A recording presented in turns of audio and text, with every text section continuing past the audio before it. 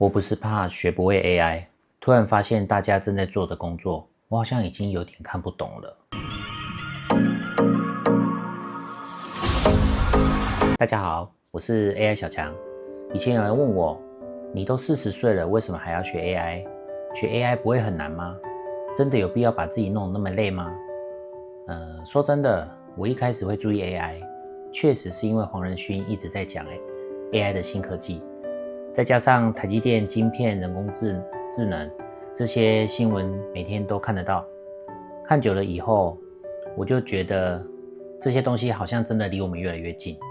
但我真正开始学 AI， 其实是因为心里有一种担心，我怕有一天我的工作还在，我的职位也还在，可是整个工作的方式已经改变了，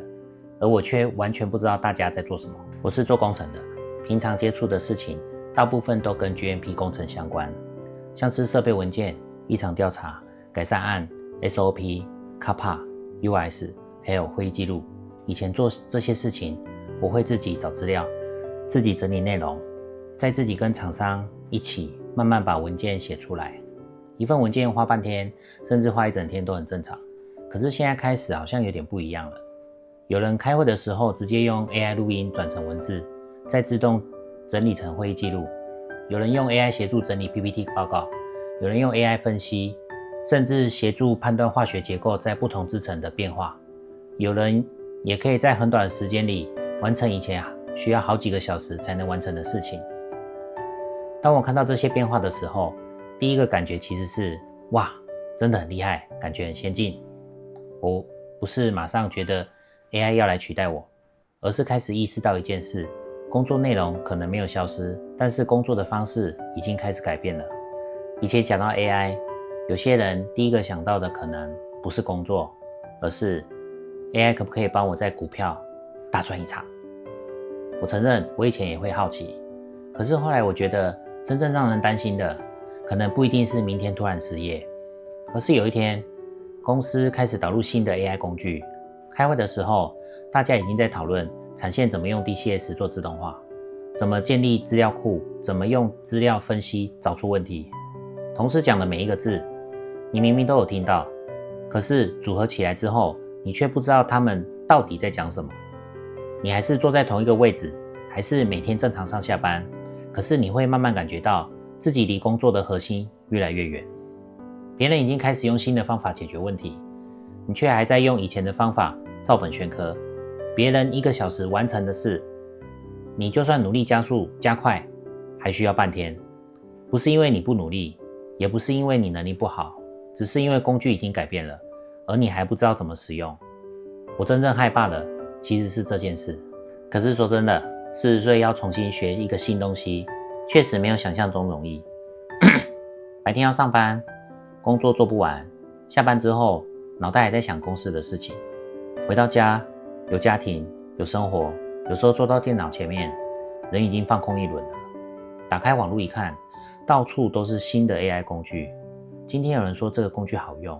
明天又出现一个新的模型，一下提示词，一下自动化，一下 AI agent， 一下又有人说未来一定要会写程式才有竞争力。看久了真的会不想看。你又开始想，我真的学得完吗？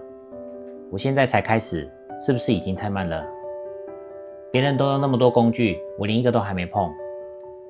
但是后来我慢慢想通一件事，我根本不需要一次把所有的 AI 工具全部学会，我真正需要做的只是不要让自己完全停在原地。所以我现在学 AI 的方法其实很简单，我没有一开始就挑战很难的程式，也没有要求自己一定要马上变成什么 AI 高手。我是先从自己的工作开始，以前都自己慢慢整理的文件，常常开会快到了才起一些东西出来。现在我会先让 AI 帮我整理一下，报告需要哪些架构，有哪些重点可能漏掉。以前开会的时候，笔记写得乱七八糟，有时候过几天回头看，连我自己都不知道当时在记什么。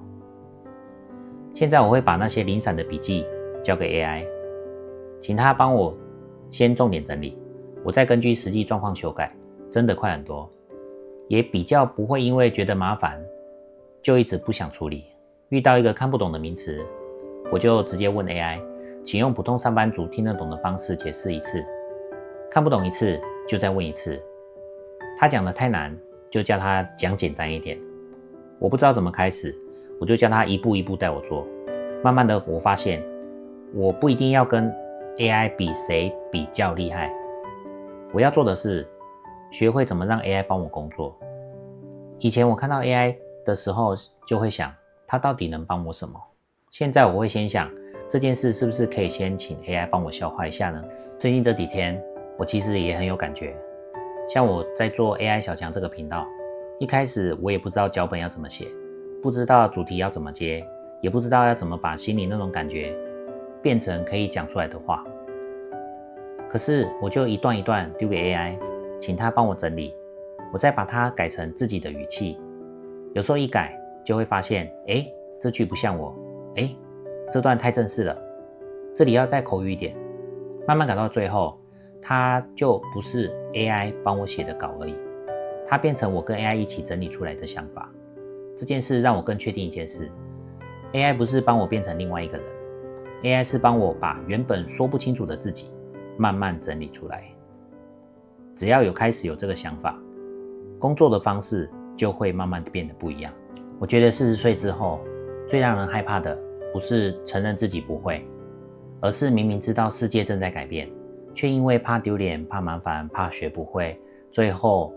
选择假装没看到。我们很容易告诉自己，现在工作还做得下去，我只要正常上下班就好了，公司又没有要求强制什么，等到真的需要再来学就好。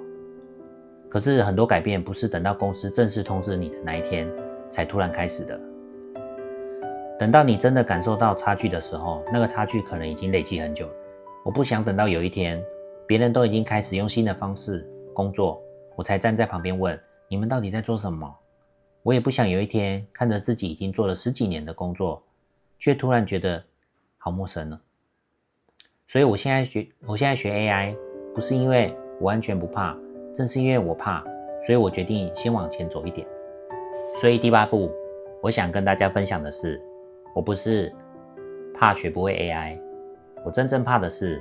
有一天连自己的工作可能都看不懂了。我现在还不是 AI 专家，